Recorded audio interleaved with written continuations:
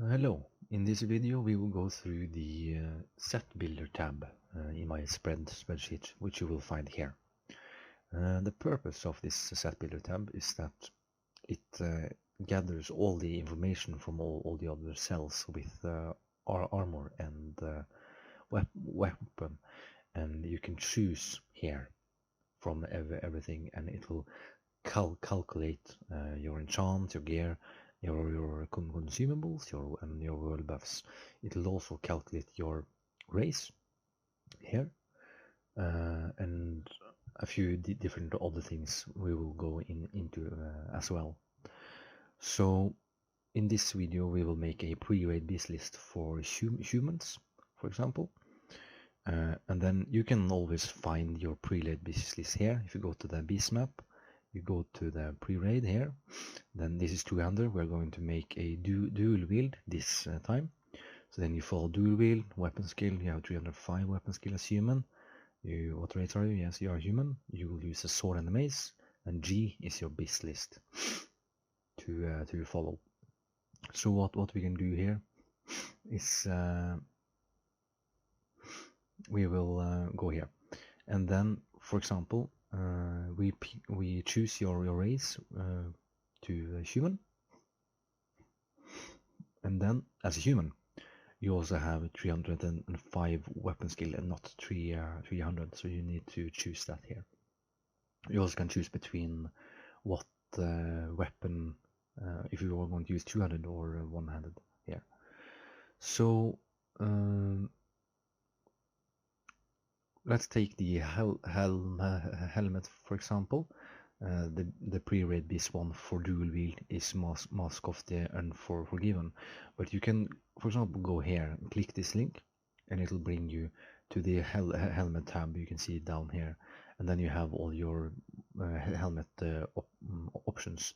You can see that for pre-raid, yes, even though Lionheart is beast in phase 1, it requires a recipe, and that drops from Molten Core, isn't it? Yeah, from Molten Core, and on Nyxia as well from bosses. So this is not considered a pre-raid this item. So the Mask of Unforgiven is pre-raid this for dual wield. So then you can go back here on the set builder link, and you can choose the Mask of the Unforgiven here. You can also write, for example, if you're going to have Devil Sword Gauntlets, you can write that and then choose the armor, or you can just click here and choose Devil Sword. So now we have chosen the Devil Sword, and as we know, Devil Sword, it has a set bonus as well, and then you need to add hit chance, because well, the set bonus of the Devil Sword set is 2% extra hit chance here. In addition to this, we will add the iron foe here, but before we do that, I would like to show you something. This link here, if you click this link, then you come to maces, mace one-handed. Then you can go back to the set builder. If we change this, for example, to daggers, and then I click the same link, now it goes to daggers instead. So it is this link is dynamic. So then we change, or actually, if you try to find your weapon like a sword now, then you won't find it, because you will only find daggers under the dagger weapon. So if we go back to mace, we can find iron foe. Now these two weapons, they don't have the stats, but if you add, for example, high warlord's razor, you will see the stats come. So let's go to, yeah, we have dagger, fell striker. Okay. Then with this, also remember to add the hit chance here. We have 11% hit. Now you can also add your battle shout. So you can either have 0 battle shout or attack power from battle shout.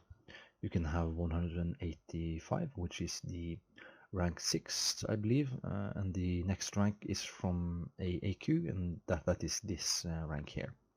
So this is attack power. But let's change this to the rank 6 one. And then if you talent battle shot, you also have options here to talent it. For example, if you talent it 5 out of 5, you will get a 25% increase on the battle shot. So it'll be added. If you look at the attack power here, it'll change.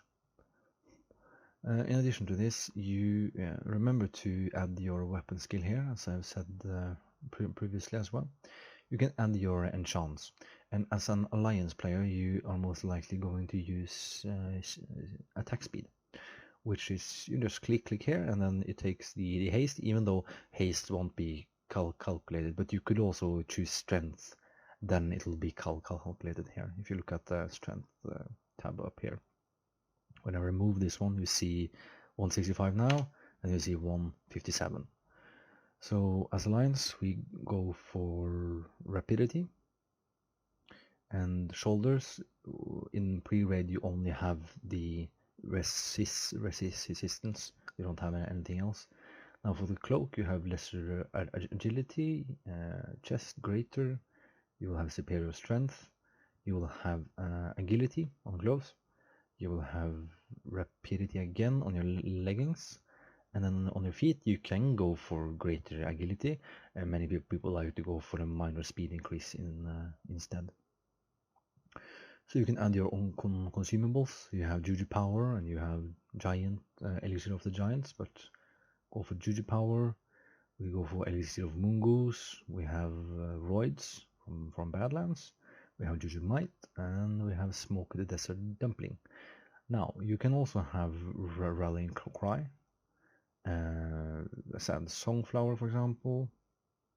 And as Alliance, it seems that you will be able to have Sharpening Stone on both your weapons, which was not the case, I think, on private servers. So, but as an Alliance, you can have that, but as Horde, you can't because of Wind Fury totem. So, now we have filled in quite a lot here. You can also fill in Blessing of Might over here. You can fill in, if the Paladin has talented Blessing of Might, you can fill in, actually we will do that. Yes, we'll fill in that. You can fill in Mark of the Wild, and you can also improve Mark of the Wild. And Mark of the Wild gives you a certain amount of armor too. So then you fill in here. Now, if you have, for example, the buff Fortitude that Priest gives you, you can add that here. And let's just say, I think it is 42, isn't it? In stamina, but then 420 health. You can add that here, and then if you look on the health here, it updates. So you can add health and extra attack power and crit chance and armor here as well. So now we have everything we need. Then we will find that your crit chance will be 43.96% chance to crit. This is in your spell book.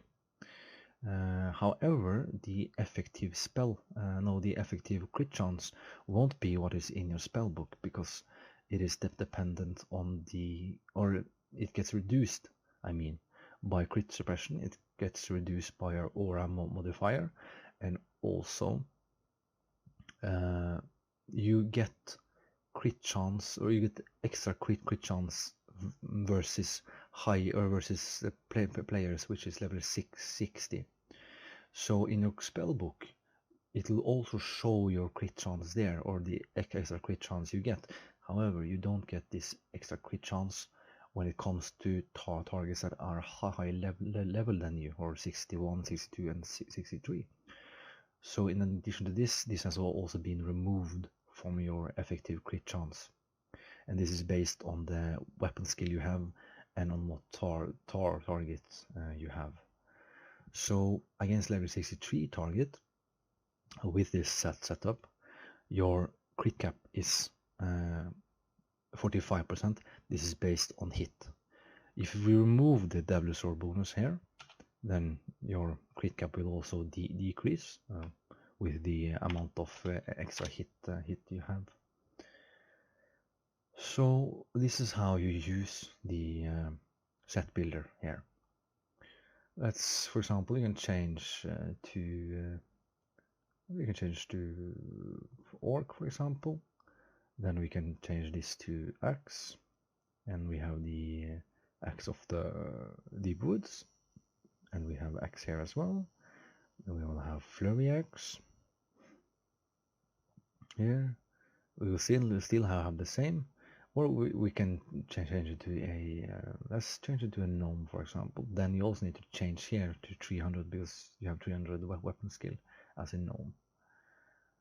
So just be mindful of this cell here and change your weapon skill and add everything that you want, and you will see what your stats will be here.